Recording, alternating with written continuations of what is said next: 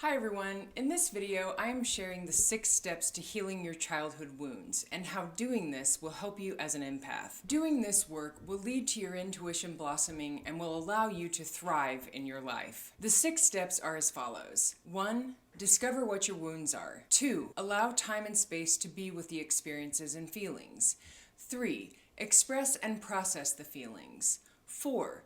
Reconnect with your inner child. 5. Know that none of this was your fault. And 6. Become aware of your patterns and how they show up in your life now. I will show you the simplest and most effective ways to work through these steps in this video, and will share 2 very valuable bonus steps at the end. You don't want to miss this. So let's get started. The first step to healing your childhood wounds is to discover what your wounds are. Coaching can be very helpful in unpacking and uncovering the experiences that caused your childhood wounds. We are like onions, and in order to get to the heart of the matter, we first have to peel back the outer layers. Another way to say this is coaches help you unpack your bags. As an adult, we have been carrying around our childhood experiences and wounds in luggage for our entire lives. And I don't know what your experience is, but for me, after carrying these bags around for 45 years, I was exhausted. So you can see now how unpacking these bags can lighten your load. Guided meditations are a helpful tool as well. I guide clients through meditations frequently, but you can also find valuable guided meditations on YouTube. But my favorite technique for discovering what your wounds are is asking your intuition or your inner knowing to show you what your childhood wounds are and where they came from. It took me a combination of all 3 of the above, among others, to finally be able to uncover what my childhood wounds were and where they came from. I worked with a coach for months, participated in guided meditations, and finally received clarity from my own intuition. You will decide for yourself what techniques work best for you, but this is the absolute first step to beginning the process of healing your childhood wounds. Step number 2 is to allow time and space to be with the experiences and feelings. Warning: once you discover what your wounds are, you will begin to feel. Allow yourself to feel for perhaps the first time in a very long period of time. Don't run away from, ignore, or numb these feelings. Just allow them to happen organically. If you continue your patterns of avoiding these feelings, they will likely show themselves at a very inconvenient time in a very inconvenient way. For me, this resulted in me having an emotional meltdown at work in front of my boss and staff, where I started sobbing uncontrollably and entered the first anxiety attack that I had ever experienced in my life. Had I been intentional with my work and allowed myself the time and space to sit with these feelings as they originally showed themselves, then I could have avoided this most public display of emotional expression. And as an 8 on the Enneagram and a historic non-feeler, this was a humiliating moment. But I had no control at this point, and it had to happen this way for me. I'm not telling you this is easy or comfortable. In fact, it is quite the opposite, but it is completely necessary and worth it. When doing this work, don't forget to allow yourself the time and space to be quiet. It is imperative to allow yourself to receive information, and you can't do this while being involved in tasks or listening to someone else guide you through an exercise. Sitting quietly by yourself is the most powerful tool to uncover information. Step number 3 is to express and process the feelings. Once you have allowed yourself the time and space to discover what you are feeling, don't forget the very crucial step of allowing yourself to feel the feelings. Spoiler alert: this is not comfortable,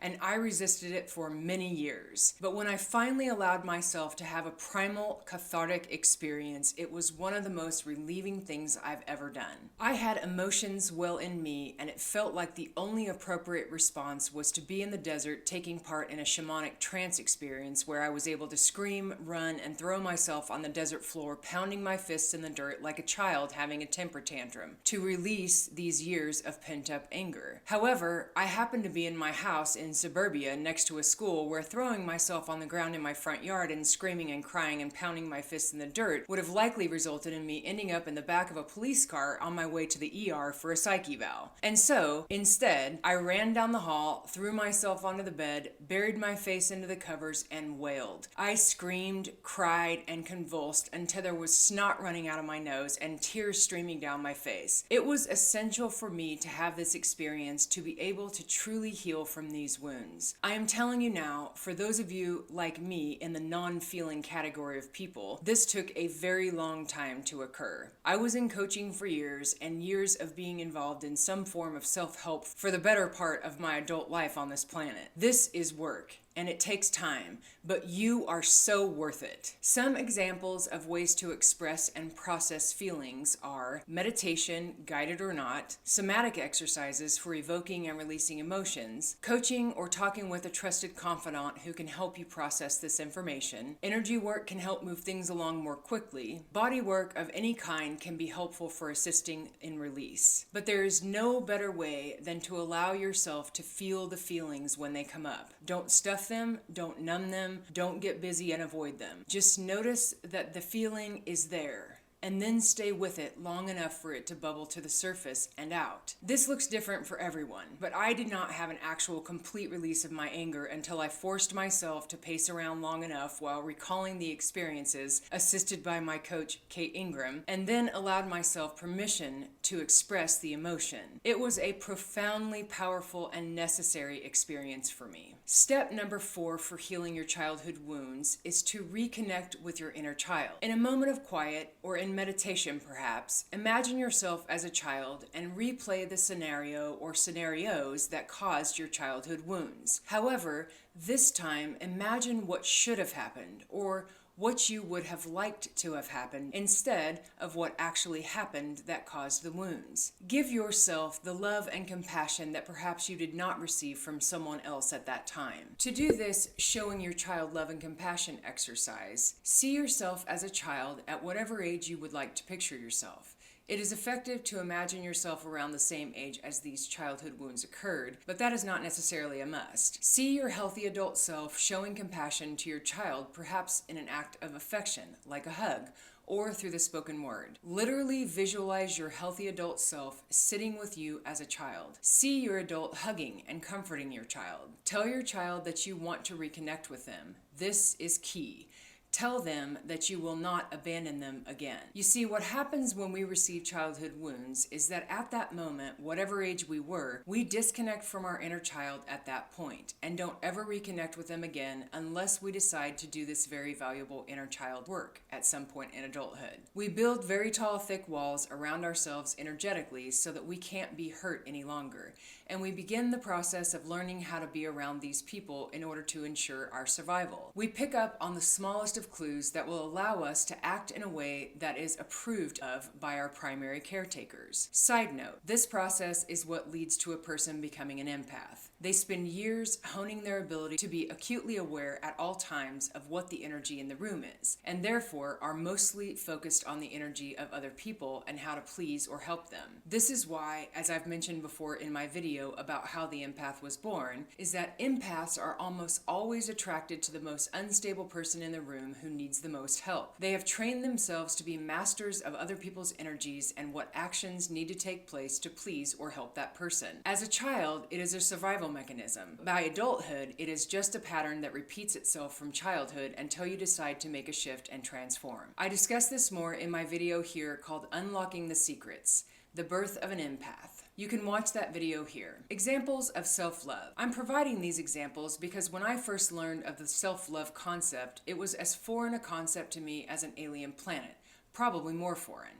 And so because I could not imagine loving or showing myself compassion, I could not imagine what an example of self-love might look like. To show your child love and compassion, see yourself holding your child.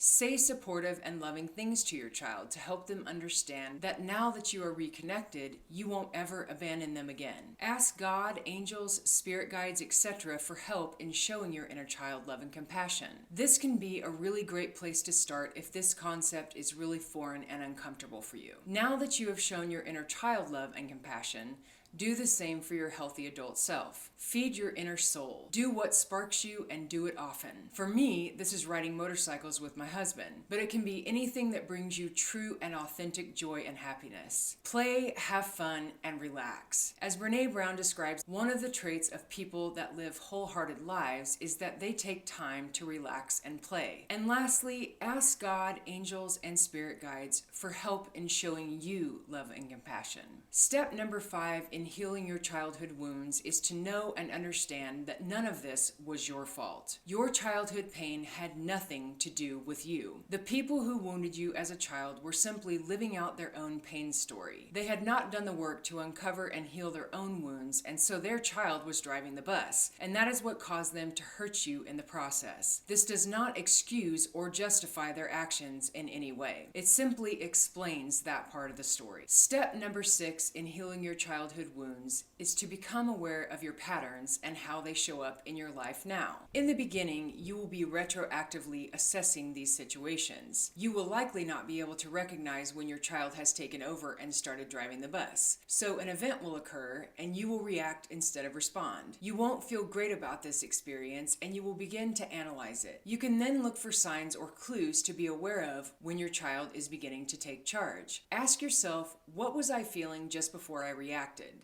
Name the emotion and name what sensation you felt in your body. Note where you felt the sensation in your body. For example, for me, most of the time, less nowadays, but still yet I react with anger to situations. What I have noticed through retro-analyzing these experiences is that prior to reacting to a situation, I typically have a reaction in my gut. Upset stomach, tightness in my stomach, and sometimes I get physically warmer. Now that you have this information, you are armed with these clues. Therefore, in the future, when you have a similar experience, you will begin to notice that you feel the sensation that you recognized during your retro-analysis, and you can then pause for the cause and choose a new action. Instead of reacting, you can respond. For me, I would choose to postpone the conversation until I collected myself and recognized that this was my child reacting out of self-protection and that I did not need to react in this situation. Now, don't get me wrong. I am not saying that you can't ever express anger or shouldn't. Anger is a very important clue that something is not right, but you will begin to express it in a new way from the vantage point of your healthy adult self as opposed to your wounded inner child self. The response from a healthy adult looks much different than a reaction from your wounded inner child. And this is the magic behind and one of the purposes of doing inner child work. As said best by my amazing life coach, Kate Ingram, awareness without judgment equals transformation. When you become aware of your patterns and no longer beat yourself up because of your reactions,